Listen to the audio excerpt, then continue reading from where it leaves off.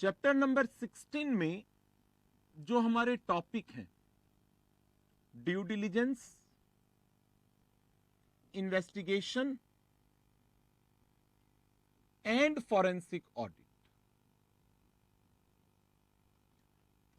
Yesterday हमने due diligence cover up किया था, इन्वेस्टिगेशन का कुछ पार्ट हमने कवर अप किया था।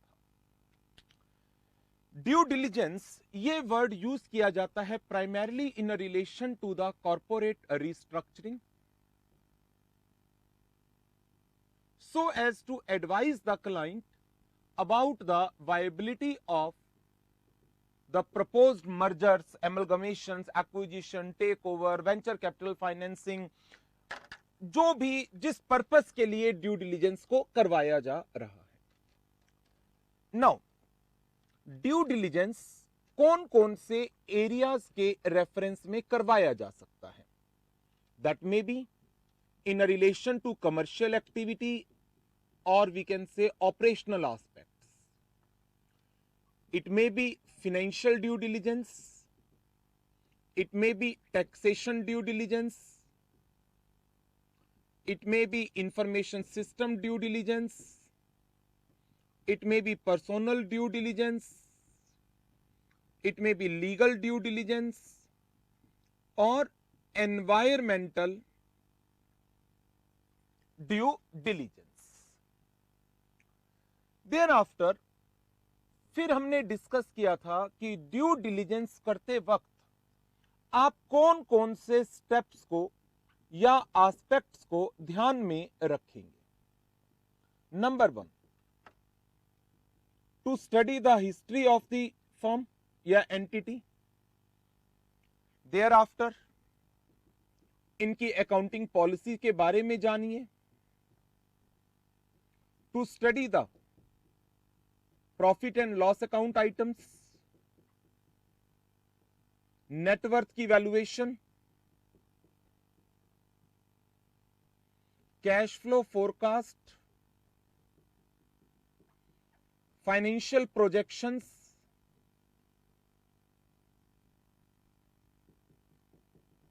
टैक्सेशन इंपैक्ट,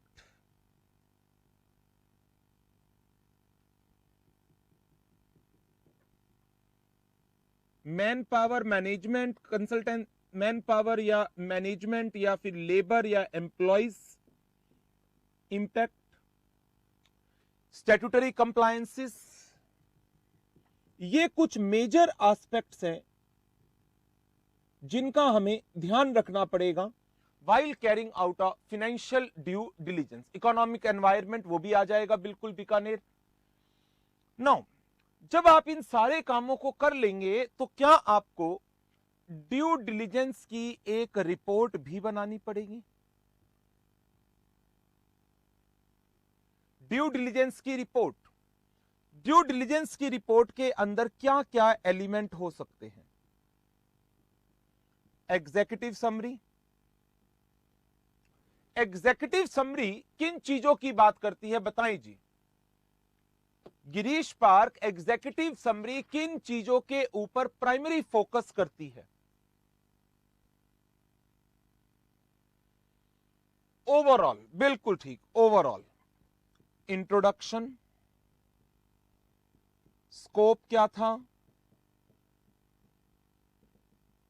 ऑब्जेक्टिव क्या था इसका आपका, brief history of the client,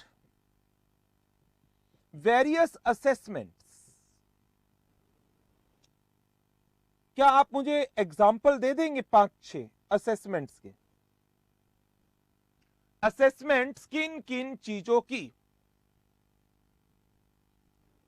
observations तो आ गया, assessments of assets, okay, taxation, financial liabilities, management structure, बिल्कुल ठीक है। और लायबिलिटीज तो लिख दिया मैंने, financial liabilities, management structure, assets, taxation, working capital, okay, और operating results and various other things. Then SWOT analysis also forms the part of this due diligence reports. और फिर डेट, प्लेस, सिग्नेचर्स और आपकी एक ओवरऑल ऑब्जर्वेशन, चार्जेस, लियन, वो सब आ जाएगा, contingent liabilities, बिल्कुल ठीक है, ये सब चीजें इसके अंदर आ जाएंगी। ड्यू डिलिजेंस की एक्सरसाइज करते वक्त जब आप नेटवर्थ को डिटरमाइन करते हैं या फिर असेट्स को या लायबिलिटीज को वैल्यू करते हैं, तो उस टाइम पर दो मेन एस्पेक्ट्स का ध्यान रखना होगा आपको, और वो दो मेन एस्पेक्ट्स क्या क्या थे। नंबर एक, hidden liabilities, and number two, over valued assets, जिसके हमने कल एग्जाम्पल भी डिस्कस किए थे, हिडन लायबिलिटीज के एंड ओवर वैल्यूड असेट्स के। ये तो हमने कल ड्यू डिलिजेंस के रिलेशन में इन टॉपिक्स को हमने कल कवर अप कर लिया था। दूसरा टॉपिक कल हमने कौन सा लिया था? इन्वेस्टिगेशन। इन्वेस्टिगेशन के अंदर जो पहला टॉपिक हमने डिस्कस किया था that was audit versus investigation. Number 2, steps involved in investigation. Audit versus investigation, very simple topic. Audit क्या है, कैसे हम ऑडिट वर्ड को डिफाइन कर सकते हैं? Examination of financial information contained in the financial statement so as to express an opinion on the true and fair view, whereas investigation is systematic, critical and detailed examination, special examination of records of a business entity for a specific purpose. Audit एक statutory activity है, investigation में भी voluntary, most of the time वो voluntary ही चलती है। Audit इसके लिए एक specialized person, chartered accountant designated है, investigation may be carried out by any person. Audit इसकी रिपोर्ट का एक स्पेसिफिक फॉर्मेट है और पब्लिक डोमेन में इशू की जाती है। इन्वेस्टिगेशन की report will be issued only to the person on whose behalf the investigation has been carried out. Audit की अपनी इनहेरेंट लिमिटेशन है, इन्वेस्टिगेशन की अपनी कोई इनहेरेंट लिमिटेशंस नहीं है। ऑडिट के अंदर परसुएसिव नेचर के एविडेंसेस को कलेक्ट किया जाता है, whereas investigation involves collection of conclusive nature of audit evidences. Okay, now इसके बाद हमने बात की थी स्टेप्स इन्वॉल्व्ड इन इन्वेस्टिगेशन की। इन्वेस्टिगेशन के स्टेप्स कौन कौन से थे? 5 स्टेप्स। सबसे पहला बीकानेर, बिल्कुल ठीक, determine the objective and scope of investigation. Objective and scope of investigation, thereafter frame the investigation program. Based on this investigation program, we are required to perform the procedures. किस लिए? To collect evidences. Thereafter, these evidences required to be analyzed, analysis and interpretation of findings, and last में reporting of findings. हमें अपनी findings की overall एक report बनानी है और रिपोर्ट के अंदर कुछ जनरल से स्पेशल फीचर्स, कुछ जनरल फीचर्स, स्पेशल तो नहीं कहेंगे, जो जनरल एस्पेक्ट है कि रिपोर्ट में क्लैरिटी होनी चाहिए, रिपोर्ट एक प्रॉपर फॉर्मेट्स में, पैराग्राफ्स में डिवाइडेड होनी चाहिए, रिपोर्ट में कोई भी ओपिनियन बायस नहीं होनी चाहिए, रिपोर्टिंग आप जो भी कर रहे हैं वो सारी की सारी आपके फैक्ट्स के बेसिस के ऊपर होनी चाहिए, जो आपने एस्टैब्लिश किया है उन चीजों को ध्यान में रखते हुए। देयर आफ्टर फिर हमने इसमें कुछ स्पेशल इश्यूज को डिस्कस किया था। स्पेशल इश्यूज में पहला क्वेश्चन मार्क था 100% चेकिंग या सैंपलिंग।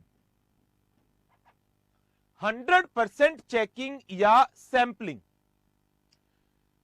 100% भी हो सकती है, सैंपलिंग भी हो सकती है, depend upon the circumstances, it depends upon the circumstances. Number 2, reliability over audited financial statements. Audited financial statements की ऊपर क्या आप इन्वेस्टिगेशन के दौरान रिलाई करेंगे या नहीं करेंगे? यदि क्वेश्चन मार्क ही फाइनेंशियल स्टेटमेंट की रिलायबिलिटी पर होता है तो मतलब ही नहीं होता है इन पर रिलाई करने का। अदरवाइज आप इन पर रिलाई कर सकते हैं और इसके रेफरेंस में पहले से ही क्लाइंट से रिटर्न में कंफर्मेशन ले लीजिए। नंबर 3, क्या एक्सपर्ट को इन्वॉल्व किया जा सकता है? Involvement of expert, short and Compton वो इसमें आ जाएगा। क्या एक्सपर्ट को इन्वॉल्व किया जा सकता है? जी हां, आफ्टर परमिशन। यदि इन्वेस्टिगेशन आउट ऑफ डिस्प्यूट्स हुई है तो आपको बहुत केयरफुली काम करना पड़ेगा और सारी पार्टी जो डिस्प्यूट्स के अंदर है उनके इंटरेस्ट को ध्यान में रखना पड़ेगा। बेसिस ऑफ ओपिनियन, इसके लिए आपने सारे के सारे फैक्ट्स एस्टैब्लिश कर रखे हैं, आपके पास सारी चीजों के सबूत अवेलेबल होने चाहिए। क्या वर्किंग पेपर्स को रिटेन करना है?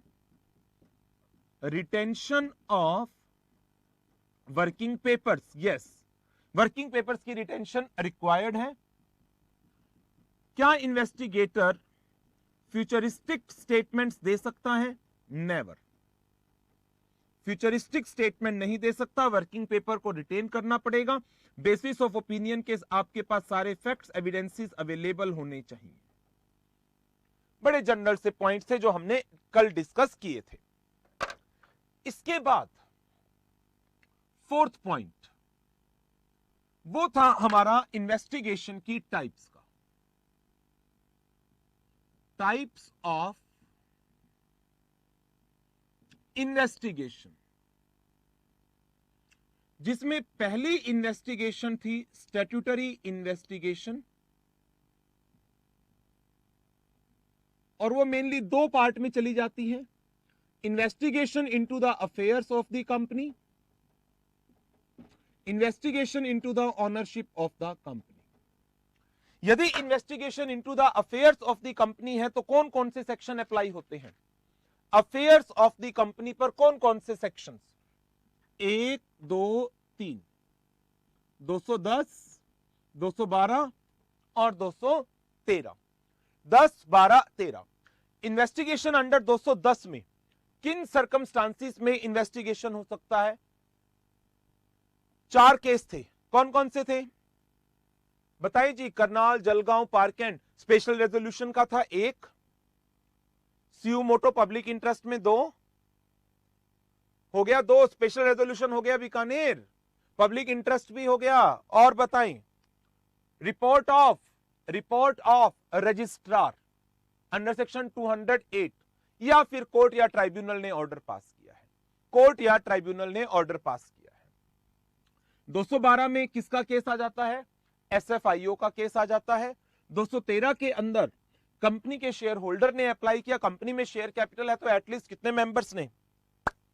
कंपनी में शेयर कैपिटल है तो एटलीस्ट कितने मेंबर्स ने? 100 ने। कंपनी में शेयर कैपिटल नहीं है, देन कितने मेंबर्स? कितने मेंबर्स? 1/5 एटलीस्ट। कंपनी में शेयर कैपिटल है तो यदि कैपिटल बेसिस पर जाना है तो कितनी कैपिटल प्रिस्क्राइब्ड है?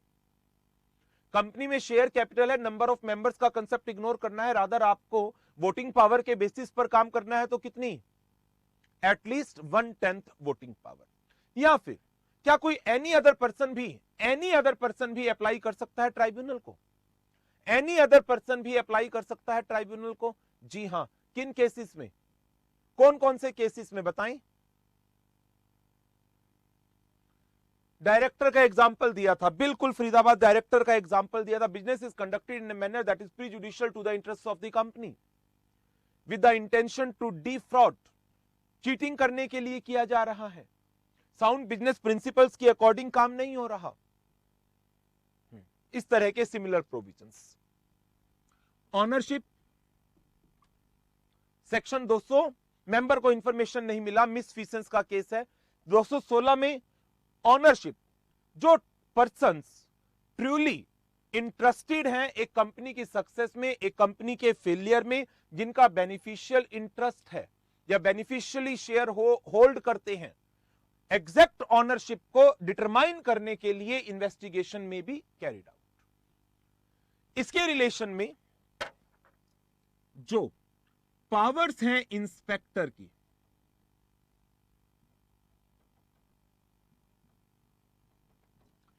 आपके नोट्स में दिया हुआ है सेक्शन 217, 219 एंड 223।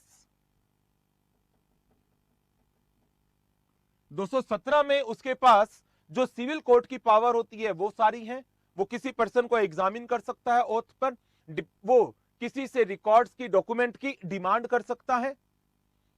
सेक्शन 219 पावर समझ नहीं आया था बेटा, मैंने पढ़ाया ही नहीं था, ये आप लॉ में पढ़ेंगे, ये आप लॉ में पढ़ेंगे, मैं जस्ट वैसे समरी करवा रहा हूं थोड़ी सी। सेक्शन 219 इसके अंदर क्या है कि यदि इंस्पेक्टर को लगता है इन्वेस्टिगेशन करते वक्त कि मुझे किसी दूसरी एंटिटी को भी इन्वेस्टिगेट करना है, तो क्या वो कर सकता है? जी हां, कर सकता है। आज इसका क्वेश्चन आया है लॉ के पेपर में, आज इसका क्वेश्चन भी आया है सेक्शन 219 का पेपर के अंदर, लॉ के पेपर था आज। सेक्शन 223, सेक्शन 223 के अंदर इंस्पेक्टर की रिपोर्ट आ जाती है, इंस्पेक्टर की रिपोर्ट। नाउ स्टैट्यूटरी इन्वेस्टिगेशन के केस में ये तो सारा का सारा आपका लॉ का प्रोविजन है जो कॉर्पोरेट लॉ के पेपर के लिए रेलिवेंट है, बट ऑडिट के लिए दो मेन चीजें और आ जाती हैं। नंबर एक, scope and extent of investigation एक पार्ट, और दूसरा part that is general approach. क्या कोई स्पेशल अप्रोच फॉलो की जाएगी? क्या इन्वेस्टिगेशन को कैरिड आउट करने के लिए कोई स्पेशल अप्रोच फॉलो की जाएगी? नहीं, जो अप्रोच आपकी इन जनरल रहती है वही फॉलो होगी। और इसके अंदर स्टेप्स क्या क्या थे? नंबर एक, clarity of terms of reference, पहला था clarity of terms of reference. Thereafter number 2 पर क्या डिटरमाइन किया था? नंबर 2 पर जी Faridabad, scope of investigation. Number 3 पर पीरियड ऑफ इन्वेस्टिगेशन। ये तीनों चीजें जो टर्म्स हैं और हमारा स्कोप है और एक पीरियड है, इन तीनों चीजों को डिटरमाइन करके thereafter we are required to frame our investigation programme and we are required to perform the procedures as per our programme. क्या programme during the proceedings of investigation को चेंज किया जा सकता है? बिल्कुल किया जा सकता है। जो प्रोग्राम के हिसाब से आप काम कर रहे हैं, आपको एविडेंसेस कलेक्ट करने हैं और आपके एविडेंसेस किस नेचर के होने चाहिए? कंक्लूसिव नेचर के होने चाहिए। तो फोर्थ पॉइंट में आ जाता है फ्रेमिंग द इन्वेस्टिगेशन प्रोग्राम, और इसके अंदर प्रोग्राम की फ्रेमिंग, प्रोग्राम की execution and collection of evidences सब इसके अंदर कवर अप हो जाते हैं। पांचवें पॉइंट में किसकी बात की थी हमने? एक्सपर्ट की। एक्सपर्ट की, यदि कहीं पर किसी भी पर्टिकुलर मैटर के ऊपर आपको किसी एक्सपर्ट की नॉलेज की रिक्वायरमेंट है, देन आप एक्सपर्ट से की नॉलेज को यूज कर सकते हैं। एंड लास्ट में जो लीगल रिक्वायरमेंट्स हैं, क्योंकि आपकी इन्वेस्टिगेशन 210, 213 या 216 के अंदर हो रही है, तो लीगल रिक्वायरमेंट्स जो भी हैं उनका ध्यान रखिए, प्लस आप अपनी एक रिपोर्ट बना करके सबमिट कराइए। रिपोर्ट जब आप बनाएंगे वो एज पर सेक्शन 223 को ध्यान में रखते हुए चलेगी। ये सारी चीजें हमने कल डिस्कस कर ली थी। आज मेरा जो काम है, जो मुझे आपको कराना है, बहुत ही सिंपल सा काम है, बहुत ही सिंपल सा काम है। और वो सिंपल सा काम है क्या? Non statutory investigations. Non statutory investigations, non statutory investigation के अंदर मुझे आपको 3 टॉपिक कराने हैं। Number 1, investigation on behalf of incoming partner, investigation on behalf of bank for granting advances, and then investigation of frauds. Fraud के अंदर types of fraud पढ़ेंगे हम, ways of committing frauds, fraud किन किन तरीकों से हो सकता है, and investigation of frauds. Types में 3 तरह के फ्रॉड आ जाएंगे, पर्सनल, कॉर्पोरेट, ऑपरेशनल। ये सारे टॉपिक्स अब हमें कवर अप करने।